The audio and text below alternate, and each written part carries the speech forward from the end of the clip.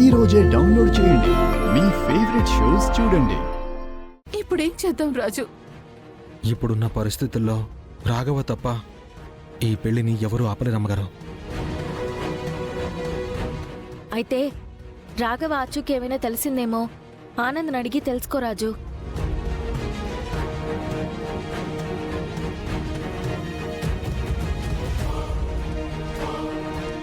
Anand phone ring అవుతుంది అమ్మగారు.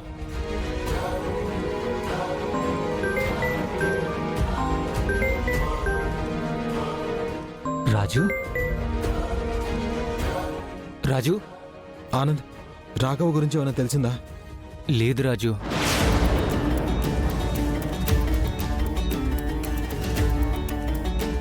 అక్కడి నుండి బయటకు వచ్చినప్పటి నుంచి నాన్న కోసం ప్రయత్నిస్తూనే ఉన్నాను రాజు.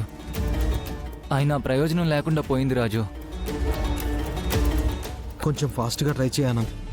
రేపే పెళ్లిని ఆపాలంటే రాఘవ ఒక్కడే దారి. అలాగే రాజు.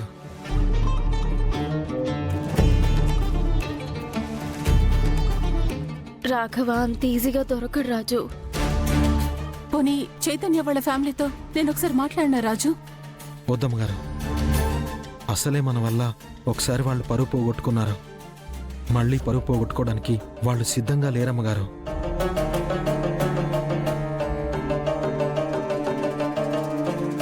ఇంకా మనమేం చేయలేం రాజు.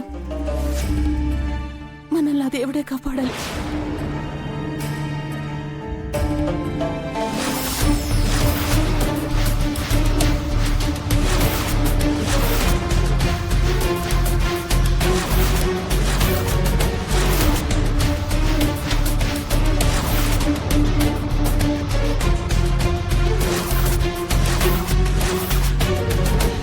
ఇక్కడున్నావు రుక్మిణి.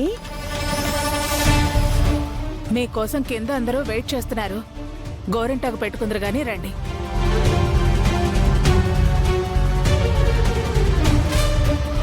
రా రుక్మిణి, రేపు పెళ్ళంటే ముఖంలో ఎంత కళ్ళుండాలి?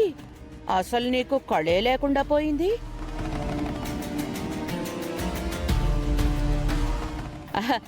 అక్క, మీ కాబోయే కోడల్ని మీరే తీసుకెళ్ళండి. మీరు పెట్టే గోరింటాకుతోనే తెలిసిపోతుంది మీ కొడుకు మా రుక్మిణికి ఎంత మంచి జోడీ అని. రమ్మ రుక్మిణి.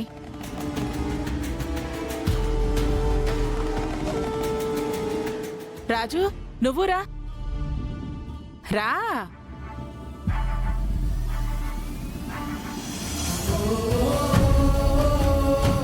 భగవంతుడా, ఈ పెళ్లి జరిగితే దుర్మార్గులు తప్పించుకుని అమాయకులు బలైపోతారు. రేపు ఈ పెళ్లిని ఎలాగైనా నువ్వే ఆపాలి తండ్రి.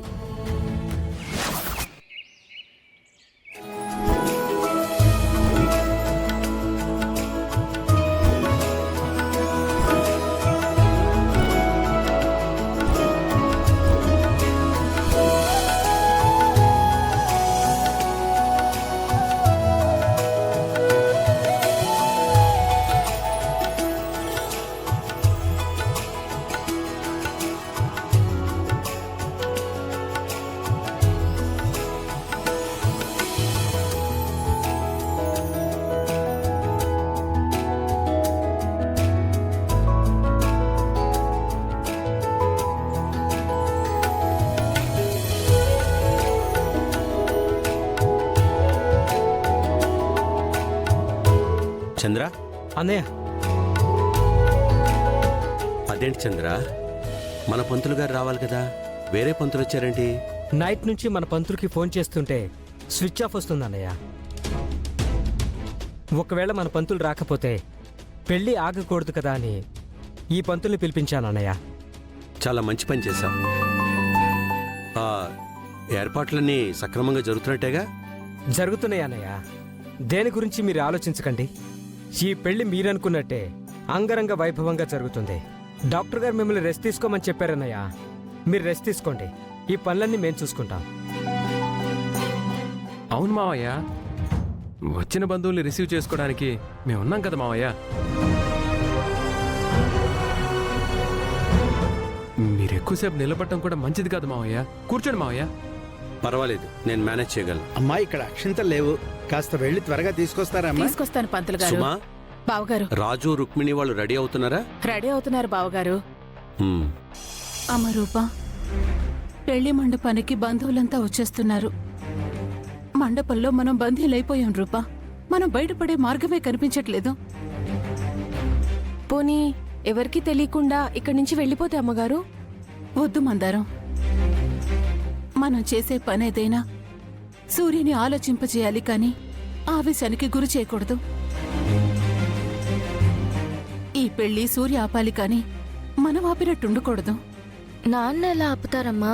రూపా, గౌతమ్తో నీ పెళ్లి జరిపిస్తున్నప్పుడు ఆ పెళ్లి నాపాలని రాజు అప్పలనాయుడు ఎంత ప్రయత్నించినా వాళ్ళ వల్ల కాలేదు. అలా అని పెళ్లి జరిగిందా? ఆగిపోయింది కదా. అప్పుడంటే ఆ దేవుడు సాయం చేశాడమ్మా. నువ్వు రాజు పెళ్లి చేసుకోకముందే మిమ్మల్ని కలపడానికి ఆ దేవుడు సహాయపడ్డాడు.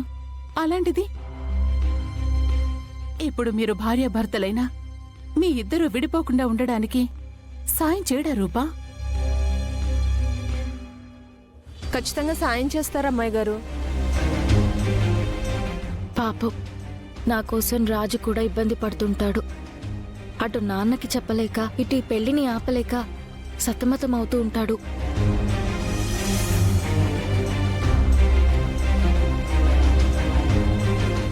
నాన్న, ఈ పెళ్లి నీకు ఇష్టమేనా నాన్న? నీకెలా చెప్పాలో నాకు అర్థం కావట్లేదు బంటి. నాకైతే ఈ పెళ్లి ఇష్టం లేదు నాన్న. కానీ నిన్న తాతయ్య కల అయ్యేసరికి చాలా భయం వేసింది నాన్న. అందుకే తాతయ్యని ఇబ్బంది పెట్టకూడదని సైలెంట్ గా ఉండిపోయాను. సరే బంటి, నువ్వు తాతయ్య దగ్గరికి వెళ్ళు. తాతయ్య టాబ్లెట్ వేసుకునే టైం అయింది. నువ్వు వెళ్ళి టాబ్లెట్ ఇవ్వు. అలాగే నాన్న.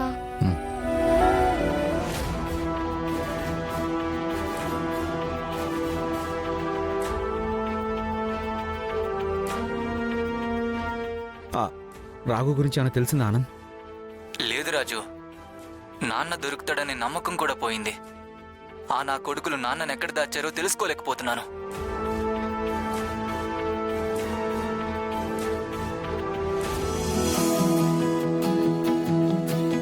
పోయినసారి జరిగినట్టు ఆఖరి నిమిషంలో ఏం జరగదు కదరా?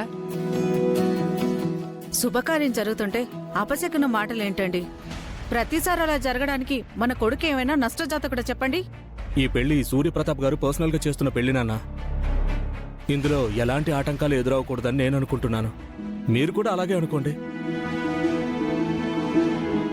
దేవుడు ఒక దారి మూసేస్తే ఇంకో దారి చూపిస్తాడంటారు.